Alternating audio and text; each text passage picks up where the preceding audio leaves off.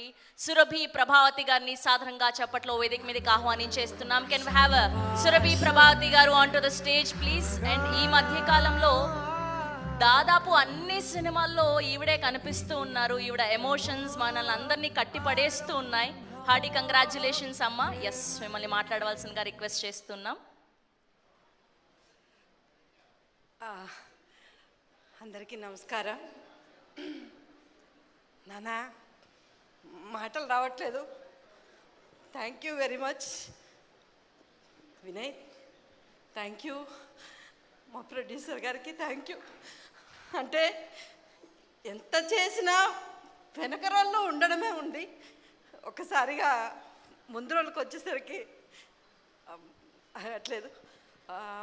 చాలా మంచి క్యారెక్టర్ ఇచ్చారు. అంటే మామూలుగా ఇంట్లో అలాగే ఉంటారు, ఈ టీం మొత్తం అలాగే ఉన్నారు. పెద్ద చేసినట్టుగా నాకేం అనిపించలేదు. ఇంత మంచి అవకాశం ఇచ్చినందుకు థ్యాంక్ యూ అమ్మ. Thank you so much. మీ మాటల్లో అర్థమైపోయింది మీరు ఈ టీంకి ఎంతలా అటాచ్ అయిపోయారో అండ్ మీ క్యారెక్టర్ ఎంతలా ఉండబోతుందో.